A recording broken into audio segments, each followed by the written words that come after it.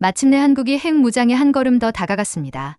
미국의 트럼프 대통령은 한국을 너무 과소평가했습니다. 핵무장을 미끼로 한국에 대한 이권만 빼앗으려 했죠. 그러나 미국이 제동을 걸고 중국이 조작으로 공격하며 일본이 불안을 퍼뜨리던 그 순간 한국은 아무 말 없이 전 세계를 리셋시켰습니다. 누구도 예상하지 못했습니다. 전 세계에서 오직 한국만큼은 핵탄두도 미사일도 없이 세상을 멈출 수 있다는 사실을 말이죠. 그리고 이러한 한국의 신뢰도와 필수성을 전 세계가 목격한 지금 트럼프 대통령은 한국에 핵 무장 권한을 줄 수밖에 없는 상황에 처해버렸고 결국 승인해버렸습니다. 그렇다면 그렇게나 오만하던 트럼프 대통령마저 아무 말도 못하게 만들어버린 한국의 진정한 힘의 정체는 대체 무엇이었을까요? 안녕하세요. 제 이름은 로버트 맥켄지 준장입니다. 저는 미 전략사령부 소속으로 27년 동안 핵 억제 전략을 담당해온 사람이죠. 국가 간의 균형을 메가톤과 조약으로 계산하며 살아왔죠. 그러나 그날 오후 백악관 상황실에서 저는 깨달았습니다. 그 균형이 곧 무너질 것이라는 사실을요. 신사 여러분, 트럼프 대통령이 코리아 딜이라 적힌 서류철을 손가락으로 두드리며 말했습니다. 우리가 서울에 선물을 줄 겁니다. 핵연료 재처리 권한을 허용하죠. 그러면 그들이 협상 테이블로 다시 돌아올 겁니다. 회의실 안에서는 가벼운 웃음이 터졌습니다. 이안이 피식 웃으며 말하더군요. 무해한 제스처일 뿐입니다. 한국이 이 조치를 보고 자신들이 동등하게 대우받는다고 생각하면 방위비를 손쉽게 10배로 올릴 수 있겠죠. 저는 몸을 앞으로 숙였습니다. 카카, 송구하지만 이건 단순한 제스처가 아닙니다. 우리가 70년 동안 봉인해온 문을 여는 열쇠입니다. 트럼프 대통령이 눈길을 들더니 흥미없다는 듯 물었습니다. 어떤 문 말이오, 준장? 설마 그들이 핵무기를 만들 수 있다고 생각합니까? 고작 핵연료 재처리 허가권을 준 것으로 한국이 핵무기를 만들 수 있게 될 거라고 생각하냐고 물었습니다. 그때 재무부 장관 스콧 베센트가 끼어들며 넥타이를 고쳤습니다. 한국은 절대로 그럴 수 없습니다. 농축시설도, 정밀 기폭장치도, 삼중수소 생산 라인도, 재진입 기술도 없거든요. 퍼즐 조각의 절반은 빠져 있죠. 핵무기 개발이라는 것은 핵연료 재처리 허가가 난다고 해서 뚝딱 개발할 수 있는 게 아니에요. 회의실에는 웃음이 돌았습니다. 누군가 중얼거렸습니다. 나도요. 과학자 놀이나 하라고 하게. 저는 숨을 내쉬며 말했습니다. 재처리 권한은 인식의 문제입니다. 우리가 허용하는 순간 동북아 전체가 정당성을 부여받게 되죠. 다음엔 일본이 요구하고 그 다음은 중국이 반응하겠죠. 이건 게임이 아닙니다. 도미노 효과입니다. 이안이 손을 내저었습니다. 진정하게, 로버트. 이건 단순히 연료 재활용이지 무기화가 아니에요. 그들은 절대 문턱을 넘지 못해. 그들의 원자로는 민간용이고 잠수함은 디젤이고 원심불리기는 구식이지. 이런 국가가 핵무기를 개발할 기술력이 있다고? 꿈 깨는 게 좋겠군. 회의실 안의 오만함이 공기를 메웠습니다. 그들의 적응력을 잊으셨군요. 제가 말했습니다. 리튬이온 잠수함, 스마트 그리드 문제를 주면 그들은 멈추지 않습니다.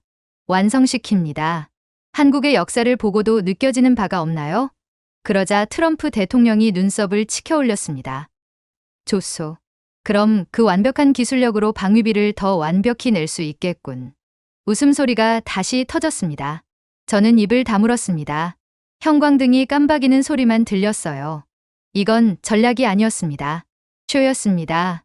한미핵 협정 개정안은 외교의 탈을 쓴 인보이스, 곧 돈 청구서에 불과했죠.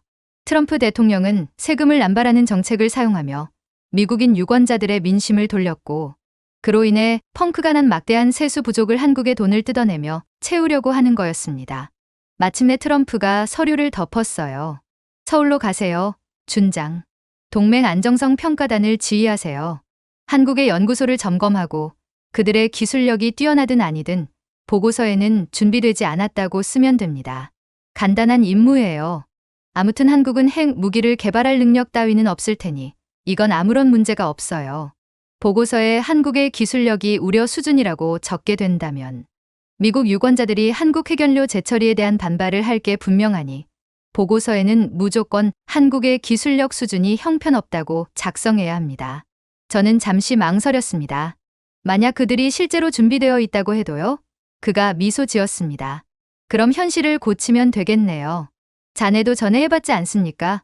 회의실엔 다시 비웃음이 돌았습니다. 싸늘한 공기가 제 등을 스쳤어요. 각하, 제가 조용히 말했습니다.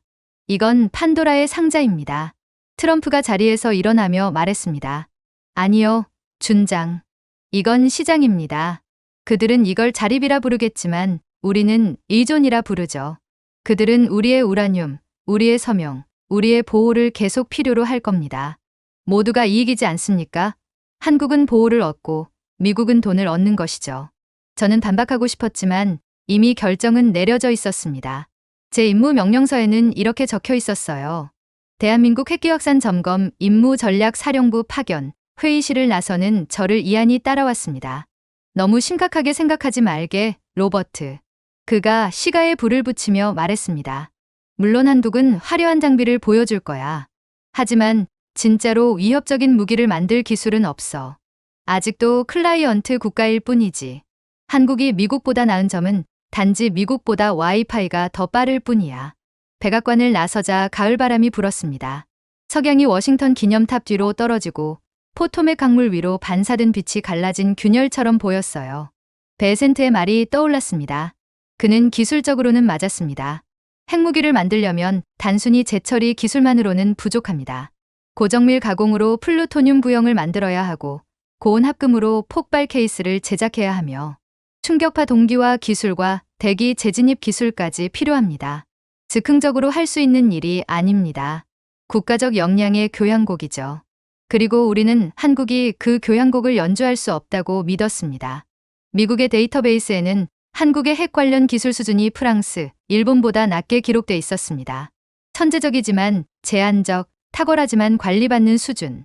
중수로도, 삼중수소 저장소도, 반사체 실험도 없었습니다. 완벽한 학생, 그러나 경쟁자는 결코 아닌 나라. 그것이 미국의 판단이었습니다. 그러나 공군기지가 있는 앤드루스로 돌아가는 차 안에서 불길한 예감이 들었습니다. 저는 2016년 대전에서 열린 드론 실험 영상이 떠올랐어요. 우리보다 10년은 앞선 반응 속도. 미 국방고등연구계획국조차 재현하지 못한 자가 복원 소재. 위성으로 포착된 한국이 개발해낸 리튬이온 잠수함 시스템은 아직도 역설계조차 못했습니다. 저는 혹시 우리가 부족하다고 생각한 조각들은 실제로는 이미 완성돼 있었던 게 아닐까 싶어 겁을 먹었어요.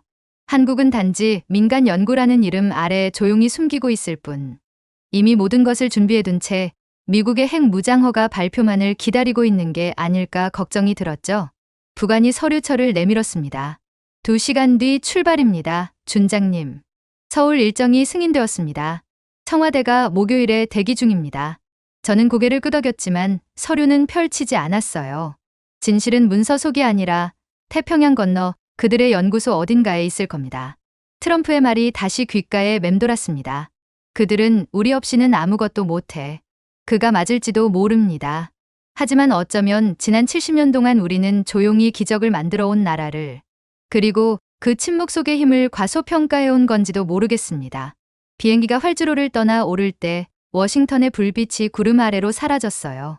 그때는 몰랐습니다.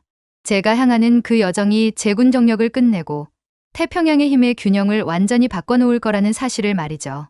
그렇게 비행기 문이 열리자 인천의 공기는 이상할 정도로 맑았습니다. 디젤 냄새도 기계음도 들리지 않았습니다. 오직 보이지 않는 거대한 시스템이 규칙적으로 숨을 쉬는 듯한 정교한 정적만이 느껴졌죠. 대한민국에 오신 걸 환영합니다, 맥켄지 준장님. 젊은 한국인 연락관이 고개를 살짝 숙이며 말했습니다. 완벽한 영어 발음이었지만 그의 태도에는 복종이 아닌 자신감이 묻어 있었습니다. 입국 절차는 1분도 걸리지 않을 겁니다. 그를 따라 유리복도를 지나자 여권검사대 대신 하얀 기둥 모양의 인공지능 키오스크들이 줄지어 서 있었습니다. 사람들은 멈추지 않고 걸으며 스캔을 받았죠. 제 여권은 손에서 떠나지도 않았습니다. 기계가 제 얼굴을 인식하자 녹색 불이 켜졌습니다. 확인되었습니다, 로버트님. 환영합니다. 유창한 영어 음성이 흘러나왔습니다. 연락관이 미소 짓더군요. 3초 걸렸습니다. 시간당 10,000명까지 처리할 수 있습니다. 그게 가능합니까? 제가 중얼거렸습니다. 히드로 공항은 절반도 못하지만 한국에서는 가능합니다. 그가 미소를 지으며 말했습니다. 히드로는 자가 학습형 그리드가 아니니까요. 터미널 밖은 놀라울 정도로 조용했습니다. 신호등은 없고 교차로마다 푸른빛이 반짝이며 차량과 보행자의 움직임을 양자암호화된 신호로 조정하고 있었어요. 경적 소리조차 들리지 않았습니다. 서울까지 얼마나 걸립니까? 제가 물었습니다. 30km입니다. 15분이면 도착합니다. 차량이 고속도로 AI 시스템과 직접 연결되어 있거든요. 셔틀은 부드럽게 가속했습니다. 창밖으로 수평선이 보였는데 네온이 아니라 분산형 전력망에 비치더군요. 건물마다, 가로등마다, 전광판마다 안정된 흰빛이 새어나왔습니다. 정전은 없습니까? 제가 묻자 연락관이 대답했습니다. 20년째 단 한 번도 없습니다. 전국 22개의 SMR, 소형 모듈 원자로가 각 지역 전력을 담당하고 있거든요. 모든 원자로가 자율적으로 부하를 분산시킵니다. 한 원자로가 오류나 정비로 작동이 중단되면 다른 원자로가 곧바로 대체하죠. 22개라고요? 네, 준장님. 각각 약 100메가와트급입니다. 300%의 중복 설계를 적용했죠. 설령덜반이 멈춰도 3초 안에 나머지가 완전히 보완합니다. 전쟁이 나도 한국의 전력망만큼은 절대로 멈추지 않아요. 3초. 미국 구시들은 변압기 하나만 고장 나도 몇 시간씩 마비되곤 했습니다. 하지만 이곳에서는 국가 전체가 사람의 반응보다 빠르게 회복하고 있었습니다. 마침내 송도를 지날 때 도시가 마치 수학 공식처럼 펼쳐졌습니다. 빌딩은 단순한 건물이 아니라 전력 노드였어요. 유리 외벽은 투명 태양광 필름으로 덮여 있었고 드론들이 조용히 날아다니며 패널을 점검했습니다. 이 모든 걸 유지하는데 엄청난 비용이 들겠군요. 제가 말했습니다. 그렇습니다. 연락관이 고개를 끄덕였습니다. 하지만 에너지 독립에는 값이 없습니다. 작년 전 세계가 석유난에 시달릴 때 저희는 아무 영향도 받지 않았습니다. 그런 것을 보면 안정적인 전력망은 비용보다 훨씬 더 중요하다는 것을 알 수 있죠. 그의 말에는 오만이 없었습니다. 오직 확신만 있었죠. 서울에 도착하자 해가 졌는데도 도시는 나처럼 환했습니다. 창문에 이마를 대니 어두운 곳이 단 하나도 없었죠. 이건 좀 과하지 않습니까? 제가 물었습니다. 그는 조용히 대답했습니다. 전력은 곧 안정성입니다, 준장님. 그리고 한국의 경우 그 안정성은 더 이상 타국에 의존하지 않게 되었죠. 오히려 다른 전 세계 국가들이 한국의 기술에 의존합니다. 대사관에 도착하자 다른 직원이 태블릿을 들고 맞이했습니다.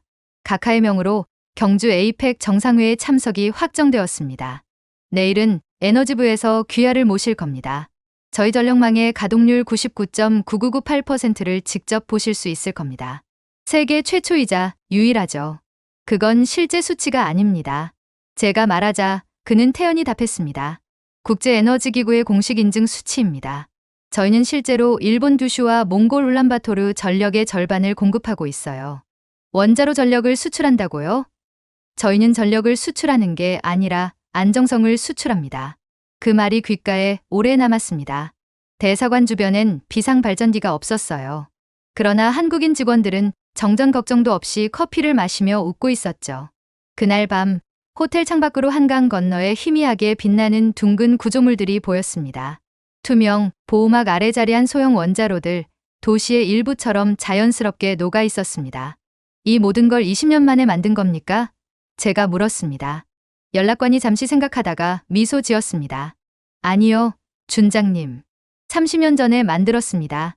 다만 미국이 알아채길 기다렸을 뿐입니다. 그 대답은 제 가슴을 깊이 찔렀습니다. 수십 년 동안 우리는 한국을 학생이라 불렀습니다. 하지만 창밖의 그 도시엔 배움의 흔적이 아니라 완성된 자립의 구조가 있을 뿐이었어요. 미국에서는 아직도 SMR의 상용화를 논의만 하고 있습니다. 그러나 이곳 한국에서는 그것으로 열차를 돌리고 해수를 담소화하고 군 통신망을 유지합니다. 각 원자로는 스스로 학습하며 수요를 밀리초 단위로 예측했습니다. 이렇게 자동화된 시스템이 불안하지는 않습니까? 제가 물었습니다. 연락관은 창밖을 바라보며 말했습니다. 다른 나라의 스위치에 의존하는 것보다야 훨씬 덜 불안합니다. 그날 밤 저는 잠들지 못했습니다. 도시 아래에서 전력이 흐르는 소리가 들렸어요. 미세하지만 규칙적인 심장박동 같았죠. 그때 처음으로 저는 두려움을 느꼈습니다. 한국이 위험해서가 아니라 그들이 이룬 완전한 독립이 너무나 두려웠습니다. 한국은 미국이 이론으로만 다루던 것을 현실로 만들었습니다. 정전도, 제재도, 석유 위기도 두렵지 않은 나라 말이죠. 그 순간 깨달았습니다. 제 임무는 이미 무의미했습니다. 저는 그들의 준비 여부를 평가하러 온 것이 아니라 이미 우리를 앞질러 버린 나라를 뒤늦게 찾아온 셈이었습니다. 창밖의 도시가 밤에도 희게 빛났어요. 그 빛은 인간의 손이 아닌 한 나라의 의지와 독립심이 만들어낸 빛이었습니다. 그리고 저는 알았습니다. 그 빛이야말로 진정한 자유의 형태라는 것을요. 그렇게 대전으로 향하는 열차는 놀라울 만큼 조용했습니다. 진동도 엔진 소리도 없더군요. 오직 자성 부상 레일이 만들어내는 낮은 울림만이 들렸습니다. 창밖 풍경이 스쳐 지나가며 저는 백악관에서 지급한 임무 문서를 떠올렸습니다. 거기엔 이렇게 적혀 있었죠. 한국원자력연구소 규모는 작고 자금은 제한적이며 주로 학문적 성격의 기관. 그 말은 곧 우스운 문장이 될 운명이었습니다. 역에 도착하자 정아림 박사가 이미 기다리고 있었습니다. 30대 중반쯤 되어 보였지만 눈빛은 차분했고 자세에는 확신이 깃들어 있었습니다. 어서 오세요, 맥켄지 준장님. 그녀의 영어는 완벽했습니다. 여정은 편안하셨습니까? 네, 모든 게 효율적이군요. 한국갑습니다. 제가 대답하자 그녀는 미소를 지었습니다. 효율은 다음 세대에게 베푸는 친절이죠. 그녀가 두꺼운 유리문 쪽을 가리켰습니다. 이쪽으로 오시죠. 복도를 따라 걸으며 유리창 너머로 밀폐된 실험구역이 보였습니다. 은색 방호복을 입은 연구원들이 조용히 움직이고 로봇 팔들이 사용 후 해결료를 정밀하게 분류하고 있었죠. 여기가 저희의 파이로 프로세싱 실험구역입니다. 그녀가 설명했습니다. 폐연료에서 무기용이 아닌 유용한 동위원소만을 분리해냅니다. 폐기물의 96%를 줄이죠. 농축 과정 없이요? 제가 물었습니다. 플루토늄을 분리하는 건 위험한 화학 반응 없이는 불가능합니다. 그녀는 태블릿을 가볍게 두드렸습니다. 화면에는 붉게 빛나는 용융염 전해조의 구조도가 떠올랐어요. 저희는 화학용해가 아니라 전해 정면을 씁니다. 플루토늄은 우라늄과 혼합된 상태로 남아 무기화가 불가능합니다. 하지만 같은 공정으로 새로운 연료를 만들어낼 수 있습니다. 부산물의 순도는 어느 정도입니까? 제가 물었습니다. 방사능 반감기를 92% 줄였습니다. 저장 기간은 1000년에서 200년 이하로 단축됐죠. 저는 유리 너머를 바라보았습니다. 드론형 로봇 팔들이 완벽한 대칭으로 회전하며 움직였어요. 마치 외과 의사의 손처럼 매끄러웠습니다. 이 모든 과정이 자동입니까? 전부요. 그녀가 대답했습니다. 인간은 이 물질에 직접 닿지 않습니다. 우리는 알고리즘을 신뢰하지만 오만은 신뢰하지 않아요. 그 말에는 차가운 과학이 아닌 절제된 인간의 겸손이 느껴졌습니다. 정 박사님, 워싱턴이 재처리에 얼마나 민감한지 아시죠? 제가 신중히 물었습니다. 그러자 그녀가 고개를 끄덕였습니다. 그들은 플루토늄이라는 단어를 두려워하죠. 하지만 그보다 더 위험한 건 자신들이 자국, 영토에 직접 묻어둔 수천 톤의 핵폐기물 아닐까요? 저는 대답할 수 없었어요. 그녀는 아이러니의 전곡을 꿰뚫었거든요. 그렇게 그녀는 또 다른 관찰실로 안내했습니다. 강화유리 뒤에는 냉장고만 한 금속 큐브가 놓여 있더군요. 여러 개의 배관이 연결되어 있고 모니터에는 온도와 전류 균형이 표시되어 있었습니다. 이게 세계에서 가장 작은 통합형 파이로 프로세싱 유닛입니다. 그녀가 조용히 말했습니다. 1톤의 폐연료가 들어오면 그중 950kg이 재사용 가능한 금속 연료로 변환됩니다. 95% 회수율이라고요? 지난 분기엔 97%였습니다. 그래핀 전극으로 효율이 더 좋아졌거든요. 그녀는 마치 커피 머신 얘기를 하듯 담담했습니다. 저는 유리를 향해 한 걸음 다가섰습니다. 내부의 불빛은 잔잔했고 그 정적에는 묘한 숭고함이 깃들어 있었어요. 이 위험한 일을 왜 계속하십니까? 제가 물었습니다. 비용도 크고 정치적으로도 위험한데요. 그녀는 미소를 지었습니다. 평화란 힘이 없는 상태가 아니라 힘을 다스릴 줄 아는 상태니까요. 북한과 러시아, 중국, 일본에 둘러싸여 있는 한국은 평화의 진정한 정의를 그 누구보다 잘 알고 있죠. 잠시 말문이 막혔습니다. 그녀는 창밖을 가리키더군요. 실험동 사이 정원에서 아이들이 나무를 심고 있었습니다. 매년 봄이면 인근 초등학생들을 초대합니다. 깨끗해진 땅에 자라는 나무가 무슨 의미인지 알려주죠. 아이들을 핵시설에 초대한다고요? 제가 놀라자 그녀는 부드럽게 웃었습니다. 우리의 연구가 힘이 아니라 미래의 햇빛을 위한 일임을 잊지 않기 위해서입니다. 그녀의 말은 어떤 방어 논리보다 설득력이 있었습니다. 저는 다시 유리 너머를 보았어요. 파란 불빛이 달린 로봇 팔들이 천천히 나선을 그리며 움직였습니다. 그것은 마치 인공 별자리 같았죠. 정 박사님 아름답군요. 제가 중얼거렸습니다. 그녀가 대답했습니다. 아름다움이란 검증을 견뎌낸 조화일 뿐이죠. 그 순간 저는 더 이상 감시관이 아니라 목격자였습니다. 어떻게 이런 기술을 시작하셨습니까? 제가 조심스레 물었습니다. 한국은 불과 수십 년 전만 해도 자동차조차 만들기 어려웠던 나라였는데요. 그러자 그녀는 단호하게 말했습니다. 아무것도 없던 시절엔 정밀함을 배웠습니다. 가난했던 시절엔 인내를 배웠죠. 우리는 빠르게 짓지 않습니다. 올바르게 지을 뿐이죠. 그게 바로 지금 한국이 전 세계 최강의 기술력을 갖게 된 이유입니다. 당장 결과를 보기 위해 힘쓰다가 결국 모든 것을 잃는 대부분의 국가들과는 다른 길을 걸어왔거든요. 그녀가 태블릿을 넘기자 오래된 흑백 영상이 나왔습니다. 허름한 연구소에서 용접을 하던 젊은 한국인 기술자들. 20명이 한 대의 컴퓨터를 나눠 쓰던 시절의 모습이었습니다. 전 세계 사람들은 우리가 모방한다고 비웃었죠. 하지만 모방은 학비였습니다. 그리고 혁신은 그 학비에 대한 답례였죠. 화면이 색으로 전환되며 현대식 원자로와 연구소가 빛났습니다. 30년 뒤 그녀가 말했습니다. 그 가난한 학생들이 중동과 유럽의 원전을 짓고 이제는 우리의 평화를 지키는 기술을 만들었죠. 당신들을 도와준 나라가 있었습니까? 제가 물었습니다. 그녀가 고개를 끄덕였습니다. 물론 있었습니다. 주로 너흰 절대 못할 거야 라고 말한 사람들이요. 우리는 그런 사람들을 보고 용기가 꺾이기는커녕 오히려 더욱 힘을 얻고 연구에 박차를 가했거든요. 그녀의 눈빛이 제 시선을 정확히 잡았습니다. 준장님, 한국의 기술이 강력한 이유는 비밀이 있어서가 아닙니다. 정직하기 때문입니다. 우리는 지름길도 선전도 숨은 의도도 없습니다. 핵에너지에 순수함이 존재한다고 믿으십니까? 그녀는 미소 지었습니다. 순수함은 원자 안에 있는 게 아니라 그것을 다루는 손 안에 있습니다. 실험실은 고요했습니다. 오직 원자로의 낮은 진동음만이 살아 있었죠. 출구로 걸어가며 저는 깨달았습니다. 방금 본 건 단순한 기술이 아니라 기적을 일상처럼 만들어낸 한 민족의 정신이었어요.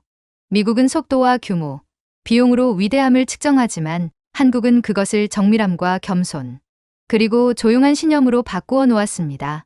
로비 앞에서 그녀가 마지막으로 말했습니다. 준장님은 위험을 평가하러 오셨죠. 하지만 위험은 기술에 있는 게 아니라 그것을 믿지 않는 사람들의 마음속에 있습니다. 밖으로 나오자 저녁 햇살이 원자로 돔을 비추었습니다. 금빛으로 물든 그 모습은 차갑지 않았어요. 오히려 따뜻했죠. 그것은 빛을 연민으로 바꿀 줄 아는 나라, 한국의 심장이었습니다. 그때 저는 처음으로 확신했습니다. 한국은 힘을 쫓는 나라가 아니라 품격을 완성한 나라라는 것을 말이죠. 그렇게 엘리베이터가 멈췄을 때 제 가슴이 압박되는 느낌이 들었습니다. 너무 깊이, 너무 빠르게 내려온 탓이었습니다. 하지만 정아린 박사는 전혀 불편해 보이지 않더군요. 지하 600m입니다. 그녀가 시계를 보며 말했습니다. 여기가 바로 프로젝트 아리랑이에요. 터널의 벽은 희미한 조명 아래에서 매끄럽게 빛났습니다. 콘크리트가 아니라 단단한 화강암이었습니다. 금이 간 곳도 틈도 없었죠. 마치 파낸 것이 아니라 자연이 빚은 통로처럼 보였습니다. 이 언덕 전체가 실험실이에요. 그녀가 말했습니다. 이 바위가 우리를 숨겨줍니다. 저는 손끝으로 벽을 짚었습니다. 차가울 줄 알았는데 미묘하게 따뜻하더군요. 이 돌이 방사능을 막는 겁니까? 그녀는 미소 지었습니다. 그 이상이에요. 진동까지도 흡수하죠. 한국 화강암의 밀도는 세제곱센티미터당 3.02g. 중성자 감쇄율이 세계 최고 수준이에요. 저희는 이 산을 선택한 게 아닙니다. 산이 저희를 선택한 거죠. 그녀의 말이 터널 안을 따라 울렸습니다.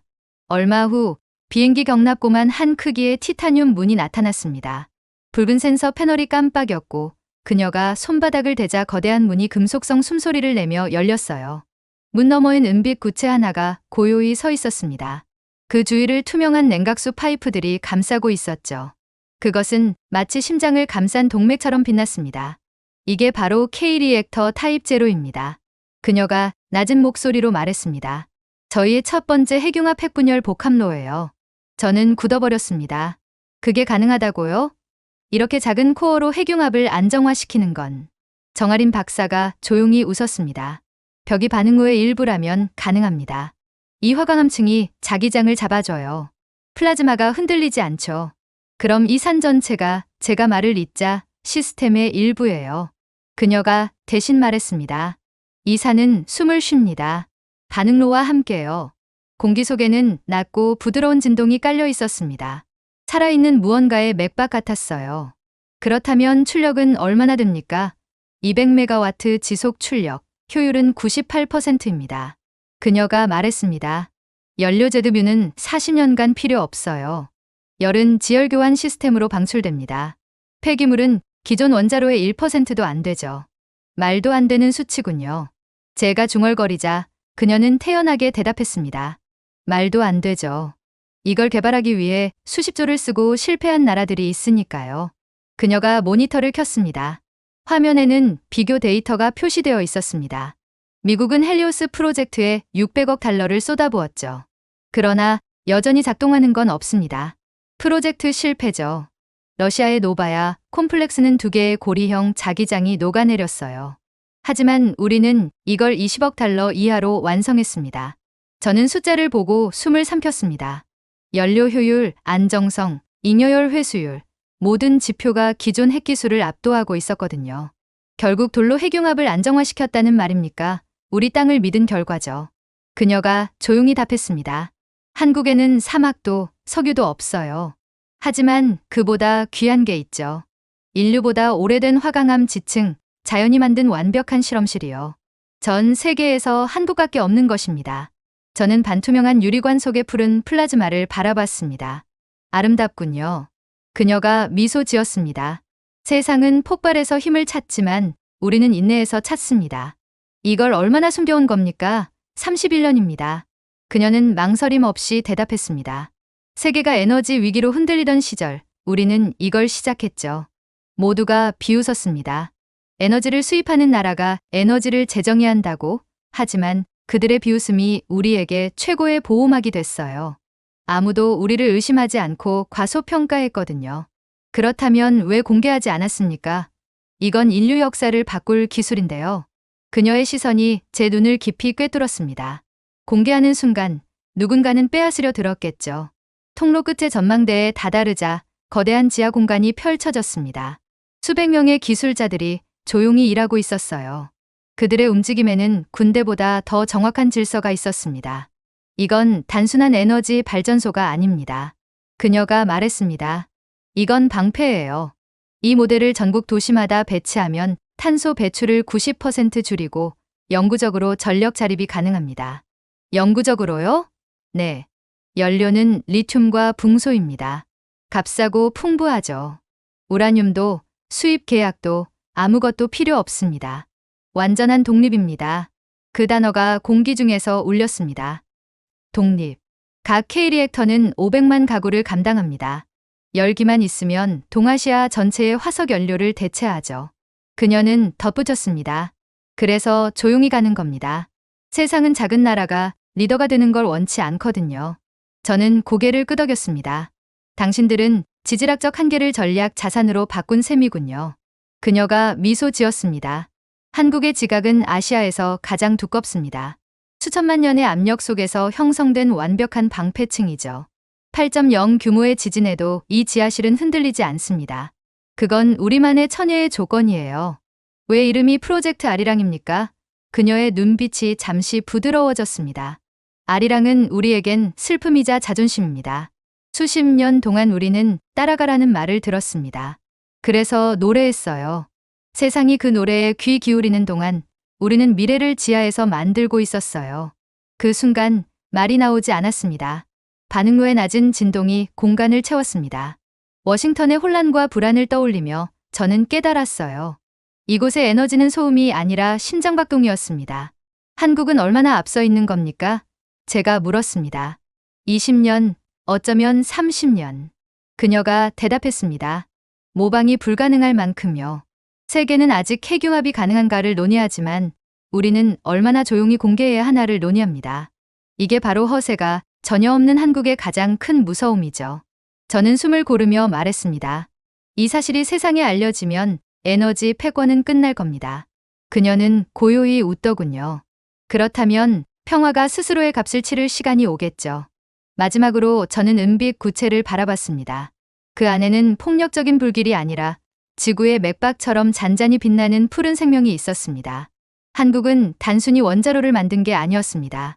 그들은 지구를 하나의 심장으로 만든 나라였어요. 그리고 그날 저는 처음으로 그 힘을 두려움이 아니라 경외심으로 느꼈습니다. 그렇게 저는 경악을 하며 시설에서 빠져나왔어요. 그리고 마침내 제가 대전의 연구단지에 들어섰을 때 가장 먼저 눈에 들어온 것은 벽에 새겨진 철제 문구였습니다. 결코 쉬지 않는다. 그 글자는 장식용이 아니었습니다. 마치 용접기로 그은 듯 거칠고 불규칙했지만 강인했죠. 그 아래에는 한 남자가 조용히 앉아 있었습니다. 두 손을 무릎 위에 올린 채 기도하듯 고개를 숙이고 있었습니다. 그가 바로 최강호 소장, 한국 원자력 시스템 연구를 이끌어온 인물이었습니다. 당신이 맥켄지 준장입니까? 미국 대표단에서 왔다고 들었습니다. 그는 고개를 들지 않은 채 담담히 말했습니다. 그의 목소리에는 피로가 묻어 있었지만 그 피로는 하루나 한 달이 아닌 수십 년의 무게에서 비롯된 것이었어요. 우린 한때 쉬었습니다. 그가 조용히 말했습니다. 하지만 쉬면 뒤처졌죠. 자원이 없던 우리는 결국 사람이 자원이 되어야 했습니다. 그를 따라 복도를 걸었습니다. 벽에는 오래된 흑백 사진들이 걸려 있었습니다.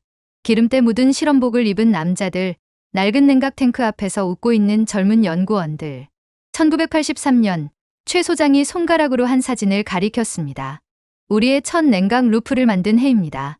그런데 그때는 슈퍼컴퓨터는커녕 계산기도 제대로 없었죠. 결국 하루 12시간, 1년 365일. 모든 열전달 방정식을 손으로 계산했습니다. 그건 공학이라기보다 생존이군요. 제가 말했습니다. 그가 희미하게 웃었습니다. 정확히 맞습니다. 우리는 오래된 실험동으로 들어섰어요. 금속 냄새와 오존 냄새가 섞인 공기가 묵직하게 감돌더군요. 구석에는 유리 케이스 안에 타버린 장갑 한 쌍이 전시되어 있었습니다. 이건 누구의 겁니까? 제가 물었습니다. 박 연구원 겁니다. 1991년 반응로 실험 중 압력이 치솟았죠. 그는 맨손으로 밸브를 잡았다가 결국 세 손가락을 잃었어요. 그는 그 후로 다시 일했나요? 큰 트라우마로 남았을 것 같은데요. 트라우마요? 그건 있는 자들이나 느끼는 고통입니다. 당시 한국은 그런 트라우마 따위를 느낄 여유조차 없었어요. 그는 이후 열역학을 가르쳤습니다. 학생들은 그를 세 손가락 교수님이라 불렀죠. 그분은 매번 웃으며 받아들였습니다. 최 소장은 낡은 서랍장을 열더니 오래된 노트를 꺼냈습니다. 연필로 적힌 공식과 그래프가 빽빽했어요. 디지털 시뮬레이션이 없던 시절입니다. 모든 미분, 오차율, 냉각 유량 계산을 손으로 했습니다. 실패하면 이 노트가 그날의 유언장이 됐죠. 페이지를 넘기던 그의 손이 잠시 멈췄습니다. 종이 귀퉁이에 어두운 얼룩이 있었습니다. 잉크입니까? 제가 물었습니다. 그는 고개를 저었습니다. 아니요, 피입니다. 흑연 연필에 손이 베이곤 했죠. 작은 상처였지만 상징적이었어요. 한국인 엔지니어들은 데이터를 쓴 게 아니라 자신을 썼습니다. 순간 실험실은 숨조차 멈춘 듯 조용해졌습니다. 형광등 불빛이 희미하게 깜빡거렸습니다. 그는 저를 또 다른 방으로 안내했습니다. 그곳에는 오래된 문서들이 가득했고 한 폴더가 눈에 띄었습니다. 그 위에는 서명 대신 붉은 손자국 하나만 찍혀 있더군요. 이건 무엇입니까? 그가 낮은 목소리로 말했습니다. 펜을 잡을 수 없던 사람이 남긴 서명입니다. 1994년 폭발 사고 때 밸브를 닫으려다 화상을 입은 연구원이었죠. 그날 두 명은 돌아오지 못했습니다. 다른 동료들을 위해 자신들을 희생한 거죠. 그 후 매년 3월 9일 연구소 전 직원이 흰 장갑을 끼고 새 설계도를 헌정합니다.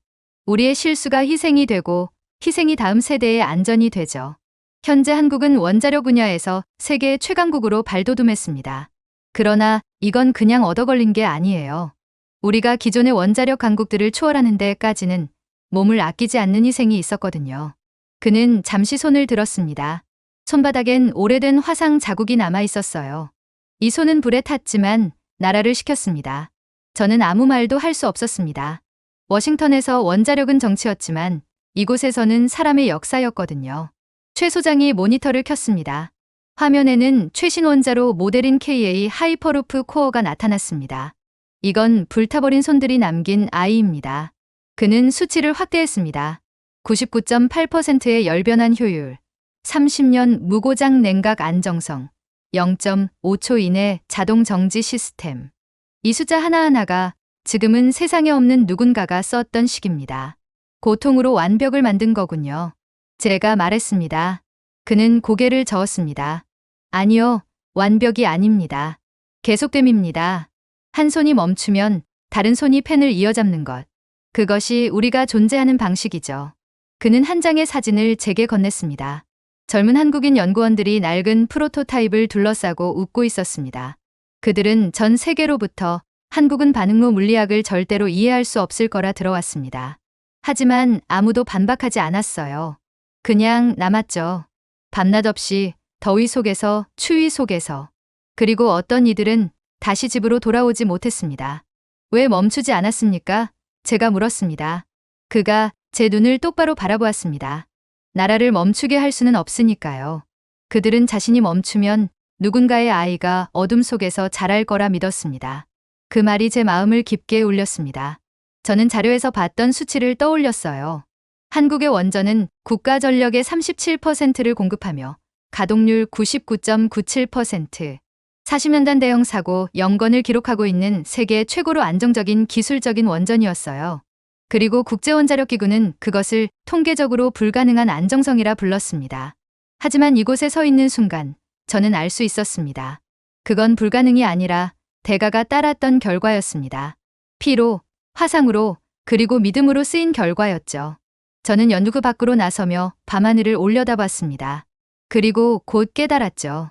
한국은 자원으로, 운으로, 혹은 빌린 재능으로 원자로를 만든 것이 아니었습니다. 한국은 쉬지 않는 손들, 불에 타고도 다시 일어서는 손들로 불가능마저 굴복시킨 나라였다는 것을 말이죠. 이번에는 진해 해군기지로 향해 봤어요. 기지의 문이 열리자 저는 마치 살아있는 생물의 폐 속으로 걸어 들어가는 듯한 기분이 들었습니다. 공기에는 소금기와 기계기름 냄새가 섞여 있었습니다. 윤태경 제독이 제 옆을 걸으며 조용히 말하더군요. 한국의 육군 및 공군은 이미 세계적인 수준이라는 것을 알고 계실 것입니다. 하지만 많은 사람들이 한국의 해군력만큼은 형편없다며 과소평가하더군요. 그래서 한국의 바다 밑에서 잠들어 있는 게 무엇인지 보여드리고자 합니다. 그렇게 우리는 지하 정박고로 향했습니다. 화강암을 통째로 파서 만든 거대한 공간이었어요. 제 발소리가 금속 바닥에 부딪혀 낮게 울렸습니다. 그 정적 속 한가운데 거대한 그림자가 잔잔한 물 위에 누워 있었습니다. 윤제독이 걸음을 멈추며 말했어요.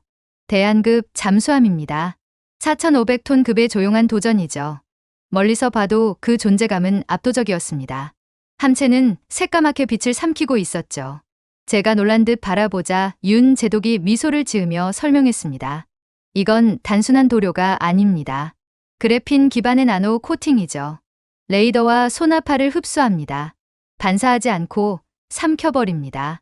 저는 감탄을 감추지 못했습니다. 그럼 얼마나 조용한 겁니까? 항속시 30데시벨 이하입니다. 제독의 목소리는 단호했습니다. 심장 박동보다 조용하죠. 전속력에서도 바닷속 배경소음에 섞여 버립니다. 지금까지 단 한 번도 위성, 소나, 자기 탐지기 중 그 어떤 것도 실전 테스트에서 탐지하지 못했습니다. 실전에서는 적의 선체나 잠수함을 그대로 암살할 수 있어요. 적은 두동강에 나서 침몰하는 와중에도 자신들이 누구에게 공격받았는지 눈치채지도 못하죠. 그는 잠시 말을 멈추더니 고요히 말했습니다. 미국은 잠수함을 유령이라 불렀죠. 하지만 이건 유령이 아닙니다. 존재를 스스로 결정하는 침묵입니다. 우리는 강철 승강 플랫폼을 타고 잠수함 옆을 천천히 올라갔습니다. 함체의 표면은 젖은 흑요석처럼 빛났어요. 그런데 이상하게도 주변의 물결이 거의 잃지 않았습니다. 그리고 윤 제독이 웃으며 설명했습니다. 수압 진동 억제 장치입니다. 잠수함이 일으키는 파동을 상쇄시킵니다. 바다조차 이 녀석이 움직이는 걸 느끼지 못하죠. 그런데 어떻게 적이 우리의 잠수함을 인지할 수 있겠어요? 내부는 놀라울 정도로 조용하고 깨끗했습니다. 푸른 조명이 벽면을 따라 은은하게 비쳤습니다. 제가 물었어요. 동력원은 뭡니까? 윤제독은 두꺼운 유리벽 뒤에 반응로실을 가리켰습니다. 정아림 박사의 SMX2 하모니 모듈입니다. 출력 60MW, 패시브 냉각, 20년 무보급 운전. 효율만 좋은 게 아닙니다. 도덕적으로도 깨끗하죠. 폐기물 0 오염 0 소음 0점. 도덕적으로 효율적이라니요? 그는 조용히 웃었습니다. 우리의 에너지는 바다를 오염시키지 않습니다. 오히려 지키죠. 그 말은 제 안에 묘한 울림을 남겼습니다. 함교를 지나며 보니 젊은 엔지니어들이 차분히 모니터를 바라보고 있었습니다. 한국어로 된 데이터들이 실시간으로 흐르고 있었죠. 저 코드 한 줄 한 줄 윤제독이 말했습니다. 예전엔 어부의 손으로 그물이나 고쳐왔던 사람들이 쓴 겁니다. 이제 그 손이 심해 1km 아래의 모래 움직임까지 감지하죠. 저는 고개를 끄덕였습니다. 한때 한국은 육군 중심의 나라였지 않습니까? 언제 이렇게 변했습니까? 그는 미소를 지었습니다. 그것은 자부심보다는 기억의 표정이었어요. 선택지가 없었습니다. 바다는 우릴 무시했죠. 그래서 우리는 바다의 언어를 배웠습니다. 20년 전 우리는 소나를 수입했어요. 하지만 지금은 어떤가요? 이제 우리는 함대를 수출합니다. 그는 두꺼운 티타늄 문 앞에 섰습니다. 한글이 새겨진 문 위로 경광등이 희미하게 돌고 있었어요. 이 구역은 비공개입니다. 하지만 보여드리죠. 문이 열리자 또 하나의 거대한 그림자가 나타났습니다. 윤제독이 낮은 목소리로 말했습니다. 흑룡급 잠수함입니다. 그것은 살아있는 듯했습니다. 전자기파를 흡수하는 그래핀 코팅으로 덮여 있죠. 그가 설명했습니다. 세계 최초의 광학 스텔스 잠수함입니다. 레이더에도 위성에도 심지어 소나에도 존재하지 않습니다. 무슨 수를 써도 절대로 탐지되지 않죠. 그가 보여준 데이터는 더욱 충격적이었습니다. 작전 심도 1000m, 수중항행 지속시간 32일, 열신호 변동 0.2켈빈 이하 항속거리, 15,000km, 전 시스템 정지 시 생존율 99.97%. 만약 여기에 핵탄두를 실으면 어떻습니까? 제가 물었습니다. 윤제독은 단호히 대답하더군요. 그렇게 된다면 억제의 개념 자체가 바뀝니다. 50년 동안 태평양은 미국의 호수였죠. 하지만 이런 침묵이 존재하는 순간 태평양은 한국의 것이 됩니다. 적은 한국의 핵잠수함이 어디에 있는지조차 전혀 알 수가 없으니 무조건 한국의 편을 들을 수밖에 없어요. 경거망동은 곧 한국 핵잠수함의 핵미사일 투하라는 괴멸적인 결과로 이어질 테니까요. 그는 말을 멈추고 저를 바라봤습니다. 우리는 위협하려고 만드는 게 아닙니다. 간섭받지 않기 위해 만드는 거예요. 저는 그제야 이 기술의 본질을 깨달았습니다. 이런 함이 몇 척 있습니까? 제가 물었습니다. 그는 웃었습니다. 그 질문이 다시는 나오지 않을 만큼은 있죠. 우리가 다시 정박고로 나오자 대한급과 흑룡급 두 거인이 나란히 서 있었습니다. 이걸 10년 만에 만들었다고요? 18년입니다. 윤제독이 수정했습니다. 처음 디젤 잠수함에서 여기까지. 외국의 도움은 단 한 번도 없었습니다. 모든 볼트, 알고리즘, 소재 모두 한국산입니다. 그의 말에 저는 숨을 고르며 바라봤습니다. 한국의 방산 수출액은 이미 연간 220억 달러를 넘어섰습니다. 그러나 이건 팔 수 있는 기술이 아니었어요. 세계가 두려워하는 건 이 무기가 아니라 이걸 만들 수 있는 나라였죠. 미국은 바다의 제국을 만들었고 러시아는 가장 깊은 잠수함을 만들었습니다. 윤제독은 고요히 말했습니다. 하지만 한국은 세상에서 가장 조용한 잠수함을 만들었습니다. 그리고 때로는 침묵이 가장 큰 힘이 됩니다. 저는 대답하지 못했습니다. 그 순간 이 잠수함이 전쟁을 위한 것이 아니라 전쟁을 막기 위한 것임을 깨달았습니다. 그것은 인내, 절제, 그리고 기억으로 만들어진 기술이었어요. 우리가 떠나자 정박고의 조명이 자동으로 꺼졌습니다. 두 잠수함은 다시 어둠 속으로 스며들었습니다. 그리고 밖으로 나오자 동해 위로 아침 해가 떠올랐습니다. 금속 같은 빛이 잔잔히 물결 위에 퍼졌어요. 제독님, 제가 조용히 말했습니다. 만약 이 잠수함이 정말 핵을 탑재한다면 그는 눈을 가늘게 뜨며 답했습니다. 그렇게 된다고 해도 한국은 그걸 사용할 필요조차 없게 될 겁니다. 세상은 이미 누가 바다를 지배하는지 알게 되니까요. 그 말은 파도처럼 제 귓가에 남았습니다. 그날 아침 저는 확신했습니다. 한국은 해군을 만든 게 아니었어요. 그들은 절제의 목소리를 만들었습니다. 조용하지만 누구도 무시할 수 없는 목소리 말입니다. 그리고 그 바다 아래에서 동방은 더 이상 잠들지 않았어요. 그것은 깨어 있었고 절제되어 있었으며 어떤 위협도 두려워하지 않았습니다. 그러나 이러한 순조로운 흐름도 잠시 이내 상상하고 싶지 않은 상황이 터지고 말았습니다. 제가 노트북을 켜자마자 속보 알림이 쏟아지기 시작했어요. 중국, 미얀 해변료 협력 규탄. 일본, 아시아 불안 정성 경고. 저는 한숨을 내쉬며 중얼거렸습니다. 벌써 소문이 거기까지 퍼졌군. 그런데 이들은 필요 이상으로 겁을 먹은 것 같은데. 그때 뒤에서 익숙한 목소리가 들렸습니다. 정아린 박사였습니다. 언제나처럼 차분한 목소리로 말하더군요. 겁을 내는 건 사치예요. 이제 그들은 그런 사치를 누릴 여유조차 없습니다. 제가 몸을 돌리며 물었습니다. 그들이 보복하면 어쩌려고 그러십니까? 특히나 중국이요. 한국이 핵무장을 한다면 가장 긴장을 할 국가는 중국이고 그들은 무슨 짓을 해서라도 한국의 핵무장을 저지하려고 할 거예요. 그러나 정 박사는 고개를 저었습니다. 어떻게요? 무엇으로요? 중국의 반도체 공장은 한국산 리소그래피 제어기에 의존하고 있습니다. 일본의 항공복합 소재는 한국의 나노 접착 기술 없이는 완성되지 않아요. 우리가 공급을 끊으면 그들의 공장은 하루아침에 박물관이 됩니다. 보복을 해도 우리가 그들에게 보복하는 겁니다. 그들은 한국의 털끝 하나 건들 수 없어요. 그녀의 말투는 자랑이 아니라 사실이었습니다. 저는 데이터 브리프를 열었어요. 숫자는 놀라웠습니다.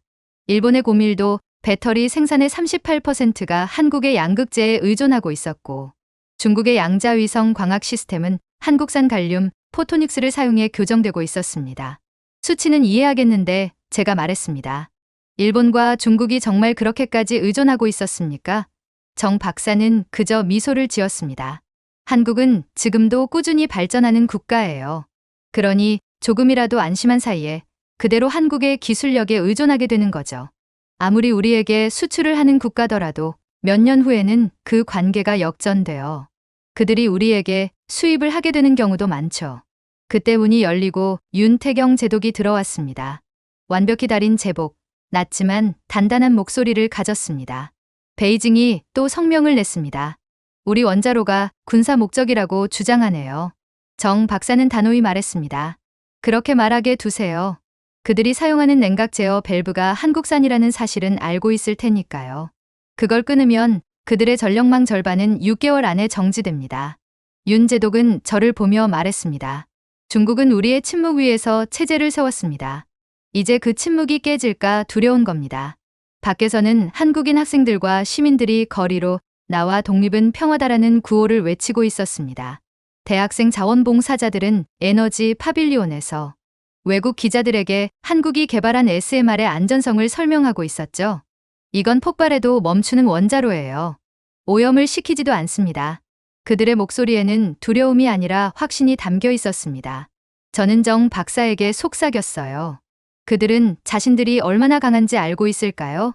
정 박사는 미소를 지으며 대답했습니다. 알 필요도 없어요. 그냥 만들면 됩니다. 그러나 정오 무렵 상황은 더 악화됐습니다. 일본 언론이 한국이 플루토늄을 비밀리에 비축 중이라는 가짜 보도를 냈고 중국 국영방송은 한국이 불법 농축 물질을 수입했다라고 주장했습니다. 전혀 사실이 아니었지만 그들의 방송은 순식간에 전 세계로 퍼졌습니다. 윤 제독은 냉소적인 웃음을 지었어요. 한국산 농축 필터를 쓰는 나라가 이제 와서 우리를 위험하다고 부르네요. 정 박사가 말했습니다. 그들이 정말 그렇게 믿는다면 지금쯤 주문을 취소했겠죠. 누가 미쳤다고 위험하고 신뢰할 수 없는 국가의 기술을 쓰나요? 아이러니했습니다. 한국 산업부 자료에 따르면 일본의 고주파 반도체 웨이퍼의 72%, 중국의 심해용 광섬유 증폭기 54%가 한국 기술에 의존하고 있었습니다.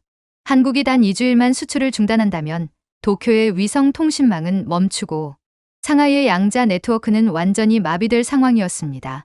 윤 제독이 말하더군요. 그들은 총 대신 입으로 싸우고 있네요. 왜냐하면 쏠 총이 없거든요. 제가 물었습니다. 미국은요? 그는 미소를 지었습니다. 그냥 지켜보고만 있죠. 태평양이 이제 한국의 허락 없이는 돌아가지 않는다는 걸 깨닫고 있을 겁니다. 해가 질 무렵 여전히 세상은 통제를 두고 싸우고 있었지만 한국의 평화는 통제를 넘어선 질서로 유지되고 있었습니다. 저는 에너지 파빌리온 앞에서 한 소녀가 외신 기자에게 설명하는 장면을 보았어요. 이건 전쟁을 위한 게 아니에요. 전쟁이 필요 없게 만드는 기술이에요. 그 말은 제 마음을 멈추게 했습니다. 그 단순한 문장 안에 외교관이나 군인들이 하지 못한 진실이 담겨 있었거든요. 정 박사가 제 옆으로 와서 조용히 말했습니다. 사람들은 우리가 무기를 만든다고 말하죠. 하지만 우리는 다른 국가들의 불법 무기를 거부할 권리를 만드는 겁니다. 그녀의 말은 조용했지만 묵직했습니다. 수십 년간 한국은 조립국이라 불리며 항상 뒤따라야 한다고 말 들어왔어요. 그러나 지금 이 순간 같은 하늘 아래에서 한국인들은 더 이상 누군가의 뒤에 서 있지 않았습니다. 그들은 자신의 손으로 세상을 설계하고 있었죠. 그날 밤 저는 보고서 초안을 완성했습니다. 첫 문장은 이렇게 썼어요. 대한민국은 더 이상 존재를 허락받기 위해 기다리지 않는다. 창밖으로 바라본 경주의 언덕 아래에는 조용히 작동하는 원자로가 있었고 한국의 위성광학 장비가 우주를 돌고 있었습니다. 그리고 일본과 중국의 공장들은 그 한국 기술에 맞춰 돌아가고 있었어요. 노트북을 닫는 순간에도 저는 바닥을 울리는 진동을 느꼈습니다. 그것은 한국이라는 나라의 심장이었습니다. 정아린 박사의 말이 다시 떠올랐습니다. 그들이 우리에게 의존하는 건 원해서가 아니라 그럴 수밖에 없기 때문이에요. 그제야 깨달았어요. 한국은 어떤 나라를 위협하지 않았습니다. 그럴 필요가 없었습니다. 세상은 이미 너무 깊게, 너무 넓게 한국에 의존하고 있기 때문이었어요. 그것이 바로 한국이 세운 진짜 승리였습니다. 그러나 다음 날 그렇게 순조롭게 끝날 거라고 생각했던 위기는 중국의 경거망동으로 인해 더더욱 심각해진 상황이더군요. 첫 번째 공격은 미사일이 아니었습니다. 그것은 한 줄의 헤드라인이었죠. 한국을 봉쇄해야 한다. 몇 시간 만에 CNN, NHK, CCTV, BBC 등 전 세계 주요 언론이 똑같은 문장을 내보냈습니다. 앵커들의 목소리는 침착했고 계산된 듯이 완벽하게 조율되어 있었어요. 한국이 핵연료 주기를 무기화했습니다. 한국이 국제규약을 위반한 증거가 있습니다. 모두 거짓이었습니다. 완벽하게 조작된, 그리고 철저히 계획된 날조였죠. 중국과 일본은 이번에는 전 세계에 의도적으로 거짓 정보를 흘리기까지 하며 한국의 핵 무장을 반대했던 거였죠. 출발지는 베이징이었고 편집은 도쿄에서 이루어졌습니다. 하지만 세상은 진실보다 속도를 믿었고 누구도 기다리지 않았습니다. 청와대 상황실, 이재명 대통령은 굳은 표정으로 모니터를 바라봤어요. 이제 그들은 우리를 악역으로 만들었군요. 윤태경 제독이 팔짱을 낀 채 보고했습니다. 미국, 일본, EU가 핵연료 재평가 협약을 이유로 한국과의 금융 결제망을 전면 중단했습니다. 심지어 반도체 계약까지 모두 동결됐습니다. 정아린 박사는 태블릿 화면을 넘기며 말했습니다. 중국은 방화벽을 가동했습니다. 모든 한국 도메인이 차단됐고 심지어 대사관 서버까지 봉쇄됐습니다. 일본도 마찬가지입니다. 티타늄, AI 칩, 회로 저항기까지 수출 전면 금지 조치입니다. 우리의 숨통을 끊겠다는 거군요. 제가 말했습니다. 윤 제독은 고개를 끄덕였습니다. 아닙니다. 겁을 주려는 겁니다. 그날 밤 서울의 지하철 시스템에 먼저 빨간불이 들어왔어요. 부산의 해운 네트워크가 끊겼고 제주 상공의 위성 신호가 흔들렸습니다. 몇몇 지역은 일시적으로 통신이 마비되었죠. 해외 언론은 조롱했습니다. 보셨죠? 한국은 독립적이지 않았습니다. 핵, 무기를 가질 준비가 되지 않았어요. 야망만으로 나라는 유지되지 않습니다. 하지만 용산 지휘본부의 공기는 달랐습니다. 절망이 아니라 집중이었어요. 정아린 박사가 화면을 바라보며 말했습니다. 제독님, 이 패턴 좀 보세요. 윤태경이 고개를 숙였습니다. 이게 뭡니까? 모든 해킹 시점이 동일합니다. 일본, 중국, 유럽, 전부 3시 14분 UTC. 완벽히 일치해요. 그건 불가능한데요. 아니요, 고의적인 겁니다. 그녀는 손가락을 빠르게 움직였습니다. 잠시 후 홀로그램 지도 위로 수많은 빨간 선이 나타났습니다. 모두 다른 나라에서 출발했지만 전부 하나의 좌표로 모였어요. 출발지는 어디죠? 윤 제독이 물었습니다. 여기요. 정 박사가 화면을 돌렸습니다. 바로 한국입니다. 순간 방 안의 공기가 멈췄습니다. 이 말은 우리 시스템으로 우리를 공격하고 있다는 소리입니다. 윤 제독이 낮게 중얼거렸습니다. 우리 기술을 빼앗아서 그걸 무기로 쓰고 있다는 말인가? 그뿐만이 아닙니다. 정 박사는 차분히 답했습니다. 그걸 우리가 한 일로 둔갑시켰습니다. 저는 차가운 소름이 돋았습니다.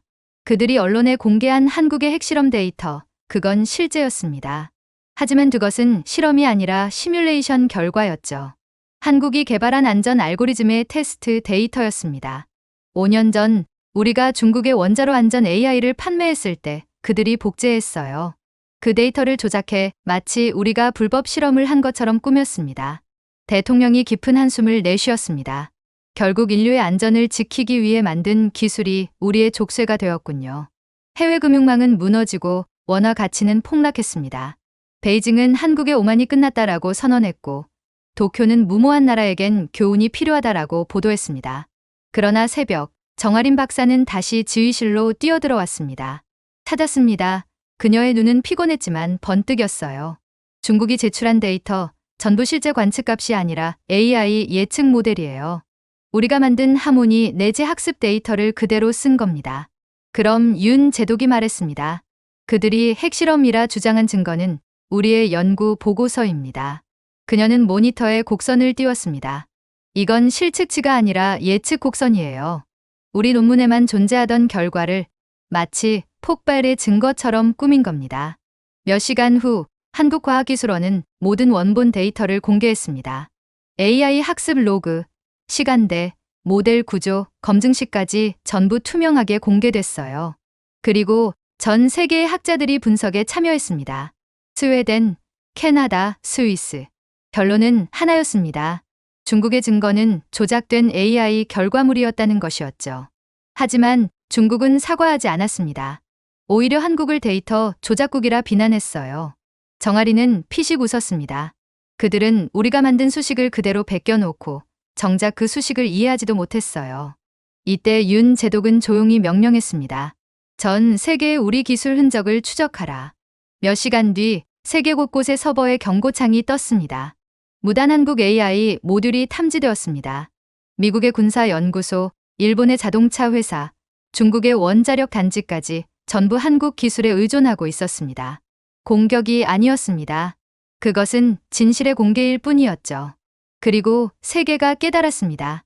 만약 한국이 코드를 닫는다면 우리는 멈춘다. 윤 제독이 창밖을 바라보며 말했습니다. 그들은 우리를 묻으려 했지만 우리가 만든 땅 위에 서 있죠. 정아린이 고개를 끄덕였습니다. 그들은 데이터를 조작할 수 있지만 진실은 못 바꿔요. 대통령이 덧붙였습니다. 그렇다면 우리는 진실로 싸웁시다. 그날 밤 한국은 전 세계의 생중계로 모든 분석 과정을 공개했습니다. 숨김없이, 조작 없이 실시간으로 공개됐죠. 한국의 엔지니어들이 한 줄 한 줄의 코드로 거짓을 해체하는 모습에 전 세계가 침묵했습니다. 그리고 이러한 투명한 모습에 결국 외신들은 머리를 숙이고 말았죠. 서울의 투명성은 새로운 국제 기준을 세웠다. 한국은 선전이 아니라 정밀함으로 싸운다. 광화문광장에는 수백만 명의 시민이 모였습니다. 그들은 외치지 않았습니다. 그저 조용히 피켓을 들고 있었죠. 기술은 사람이다. 그들의 얼굴에는 분노가 아닌 확신이 있었습니다. 진실은 늦게 오지만 결코 사라지지 않는다는 믿음이었어요. 그날 밤 저는 깨달았습니다. 한국은 소리치지 않아도 들릴 수 있는 나라라는 것을 말이죠. 진실은 결국 한국 편이었고 그 진실이야말로 한국의 가장 강한 무기였습니다. 다음 날 아침 전 세계의 헤드라인이 바뀌었습니다. 한국, 조작을 밝히다. 그리고 세계의 신뢰를 다시 쓰다. 하지만 한국의 그것은 승리가 아니었습니다. 그저 한 나라가 진실로 존재해야 한다는 오래된 약속의 실현이었죠. 그렇게 모든 일이 완벽하게 해결된 줄 알았습니다. 그러나 이내 예상치도 못한 충격적인 일이 터지고 말았죠. 세계에서 가장 안정적이라던 한국의 전력망에 문제가 생긴 것입니다. 한국이 어둠에 잠긴 그날 밤, 전 세계는 숨을 죽였습니다. 시작은 베이징 국영방송의 한 문장이었어요. 서울의 전력망이 붕괴되었습니다. 몇 분 만에 서방 언론들이 일제히 떠들기 시작했습니다. 중국의 사이버 공격으로 한국 에너지망 마비. 모두가 짜인 각본처럼 움직이고 있었습니다. 그들의 목표는 단순했습니다. 한국은 여전히 연약하다는 인식을 심는 것이었죠. 핵무장 따위는 엄두도 못 낼 만큼 불안정한 나라라는 것을 전 세계 앞에서 공개하는 거였어요. 하지만 저는 대전에 있는 한국원자력연구단지에서 그 누구도 보지 못한 광경을 직접 목격했습니다. 불빛이 한번 깜빡이더니 다시 안정되었거든요. 정아린 박사는 이미 주재허실 중앙 단말 앞에 서 있었습니다. 그녀의 눈빛은 조용하지만 분노로 차 있었습니다. 중국이 공격했습니다. 윤태경 제독이 낮게 말했습니다. 현재 한국의 전력 회로의 70%가 오프라인입니다. 놈들은 우리가 눈이 멀었다고 생각하겠죠. 하린 박사는 손끝으로 홀로그램 인터페이스를 빠르게 조작했습니다. 눈이 멀었다고요? 그녀가 미소 지으며 말했습니다. 아니요. 잠깐 눈을 감고 있는 겁니다. 그녀는 고개를 들고 명령했습니다. 모든 SMR 노드 가동. 하모니 리셋 시작합니다. 박사님, 미쳤습니까? 제가 물었습니다. 모든 원자로를 가동한다고요? 미친 짓이에요. 전력망 전체가 무너질 수도 있습니다. 그녀는 저를 보지 않은 채 대답했습니다. 그럼 무너지게 두죠. 아래로가 아니라 위로. 하린 박사, 바이러스가 네트워크 전역으로 번지고 있습니다. 윤 제독이 외쳤습니다. 하린 박사는 차갑게 웃으며 말했습니다. 좋아요. 그럼 자기 복제에 질식하게 만들죠. 그녀의 손끝이 명령어를 눌렀습니다. 시스템 리셋 순간 방 전체가 떨렸습니다. 혼란이 아닌 완벽한 동조였습니다. 대한민국 전역의 48기 마이크로 원자로가 동시에 주파수를 재조정했습니다.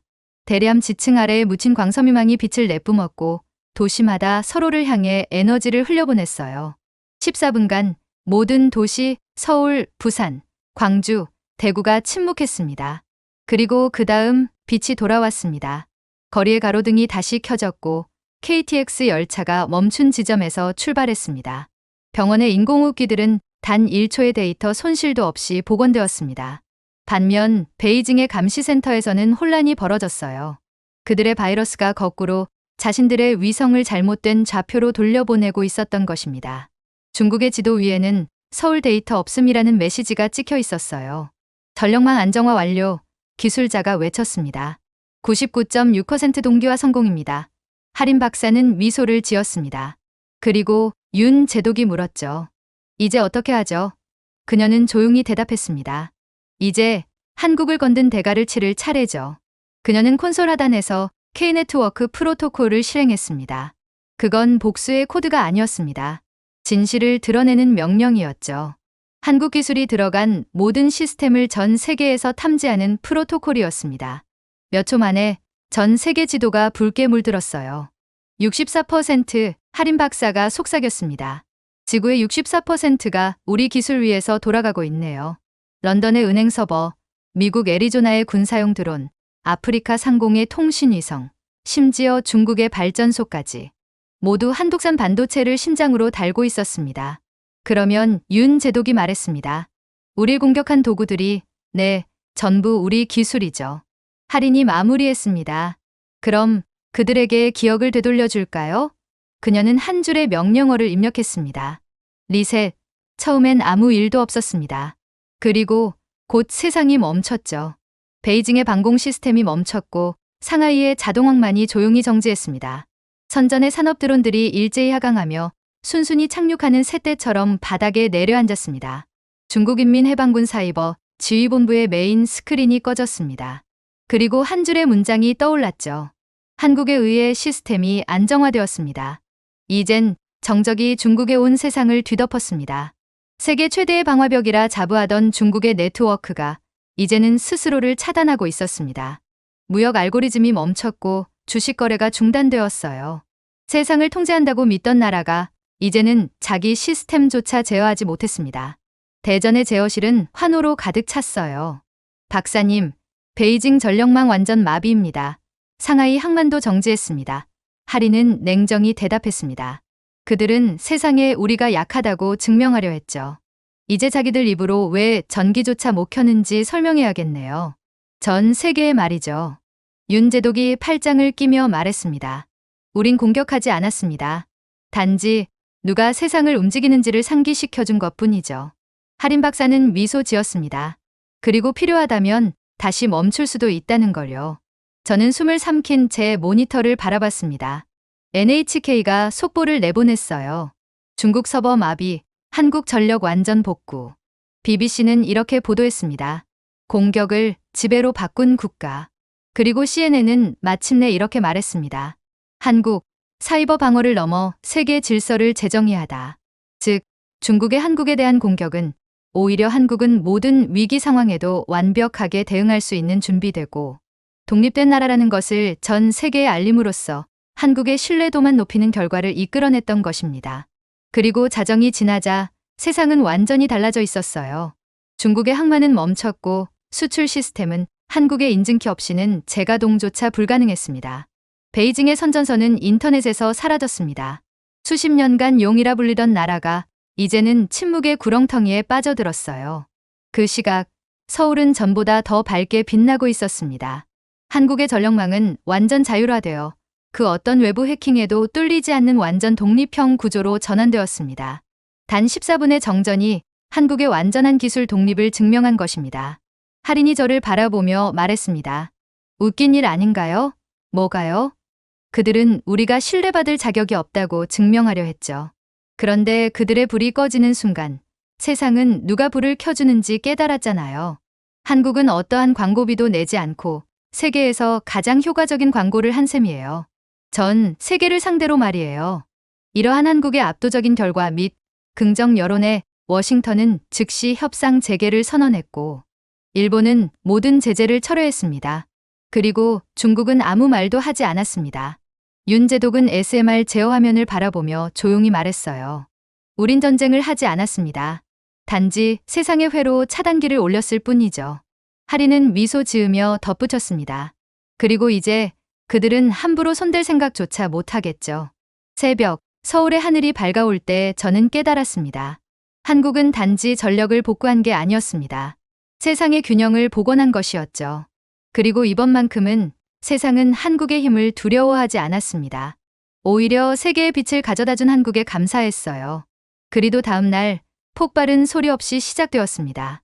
지나가는 폭풍이 아니라 세상의 숨소리를 가로막는 정적이었어요. 새벽이 밝자 워싱턴은 태양이 아니라 혼란으로 깨어났습니다. 모든 화면, 모든 뉴스, 모든 헤드라인이 같은 문장을 외쳤죠.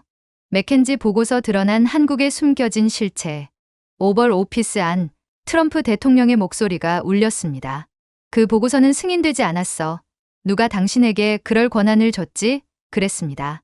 트럼프 대통령은 한국은 핵 무기를 개발할 만한 기술력을 전혀 갖추지 않았다는 철저히 자신의 지지율에만 유리한 보고서를 작성하라고 했지만 저는 미국을 위해서라도 한국의 압도적인 기술력을 낱낱이 적은 보고서를 뿌렸던 거였어요. 그리고 저는 조용히 서 있었죠. 이미 제 신분증은 압수된 상태였습니다. 대통령님, 제가 낮게 말했습니다. 진실은 허가를 기다리지 않습니다. 그는 책상을 내리쳤습니다. 너는 지금 서울에게 세상을 내준 거야. 저는 그를 똑바로 바라보며 대답했어요. 아니요, 카카. 한국은 이미 세상을 쥐고 있었습니다. 우리가 그걸 인정하지 않았을 뿐입니다. 방 안이 얼어붙었습니다. 이안 보좌관이 몸을 기울이며 차갑게 말하더군요. 당신은 방금 당신의 경력을 스스로 끝냈어요. 멍청한 짓을 했군요. 아니요, 제가 대답했습니다. 저는 제 경력을 썼을 뿐입니다. 그날 밤 보고서는 순식간에 전 세계로 퍼져나갔습니다. 그 안에는 모든 것이 담겨 있었습니다. 하모니넷의 자율복구형 원자로, 양자암호 기술로 무장한 한국의 통신망. 그리고 전 세계 보안 인공지능의 68%가 한국 기술 위에 구축되어 있다는 통계까지. 수십 년 동안 한국은 스스로를 과시하지 않았습니다. 하지만 이제 가면이 벗겨졌어요. CNN은 보도했습니다. 세계의 기술적 폭로, 로이터는 썼습니다. 세계는 이제야 자신들의 토대를 누가 만들었는지를 알게 됐다. 시장들은 처음엔 충격으로 흔들렸지만 곧 안정되었습니다. 투자자들이 깨달은 것입니다. 한국을 배제한다는 건 곧 미래를 배제한다는 뜻이라는 걸 말이죠. 정오 무렵 원화는 19% 급등했습니다. 현대의 신재생 부문은 EU로부터 860억 달러 규모의 계약을 체결했습니다. 아랍에미리트는 한국과 1200억 달러 규모의 전략적 동맹을 맺고 중동 전역의 12기의 한국형 SMR 원자로를 짓기로 했습니다. 아프리카의 케냐와 이집트는 한국의 차세대 K 퓨전 배터리 기술 도입을 발표했어요. 그 이유는 단 하나, 전 세계에서 가장 안전한 기술이기 때문입니다. 심지어 나토조차도 한국의 국방 AI 체계를 자문용으로 도입했습니다. 목적은 무기가 아니라 안정성 모델링이었습니다. 언론의 시선이 달라지기 시작했습니다. 한국은 더 이상 위험한 혁신국이 아니라 세상의 안정성을 지탱하는 중심국가로 보이기 시작했어요. 미 상원 청문회에서 한 의원이 보고서를 흔들며 외쳤습니다. 이게 정말입니까? 준장? 한국은 완전한 핵연료 자립 능력에 AI, 제어형 에너지 복원력, 그리고 전 세계 네트워크를 15분 만에 재가동할 기술까지 갖췄단 말입니까? 저는 고개를 끄덕였습니다. 그렇습니다, 상원의원님. 그리고 그들은 윤리적으로 그걸 이뤄냈습니다. 청문회장은 술렁였어요. 한 기자가 외쳤습니다. 이건 새로운 군비 경쟁의 시작입니까? 제가 대답했습니다. 아니요. 그것은 군비 경쟁의 끝입니다. 그 시각 월스트리트는 새로운 전쟁을 치르고 있었습니다. 미국, 유럽의 대기업들이 일제히 한국과의 계약을 재협상하기 시작했어요. 테슬라는 차세대 배터리 생산 라인을 포항으로 이전하겠다는 계획을 발표했고, 지멘스는 부산에 스마트 그리드 연구소를 설립하겠다는 의사를 표명했어요. 그리고 애플은 보도도 없이 암호화 칩 설계를 한국의 파운드리로 이전할 조용한 비밀 계획을 세웠죠. 물론 가장 먼저 반응한 것은 중국이었습니다. 베이징 관영 언론이 외쳤습니다. 미국의 배신자가 한국의 패권을 넘겼다. 하지만 그들의 서버에서는 다른 진실이 드러났습니다. 한국에서 훔친 코드들이 하모니넷의 자가 암호화 시스템에 의해 모두 무력화된 것이었죠. 물론 중국과 함께 한국을 공격했던 일본은 그 대가를 치러야 했죠. 48시간 만에 일본의 반도체 시장은 붕괴했습니다. 40% 이상의 핵심 부품이 한국으로부터 공급되던 것이었거든요. 일본 총리는 국회 연설에서 손을 떨며 말했습니다. 이제 우리는 서울과의 신뢰를 회복해야 합니다. 그들 없이는 어떤 나라도 미래로 나아갈 수 없습니다. 저는 정부 신분이 해제된 채 작은 호텔방에서 그 모든 보도를 지켜봤습니다. 그때 대전의 정아림 박사에게 전화가 왔더군요. 이 모든 걸 예상하셨죠? 예상은 했습니다. 제가 대답했습니다. 하지만 이렇게 빨리일 줄은 몰랐죠. 사람들이 두려워하고 있어요. 두려움이 필요했을지도 모르죠. 제가 말했습니다. 세상이 누가 불을 밝히는지를 깨닫게 하려면. 그 무렵 미 국방부는 조용히 결정을 내렸습니다. 한국이 만든 모듈형 안전 알고리즘을 자국 방어 시스템에 적용한 것입니다.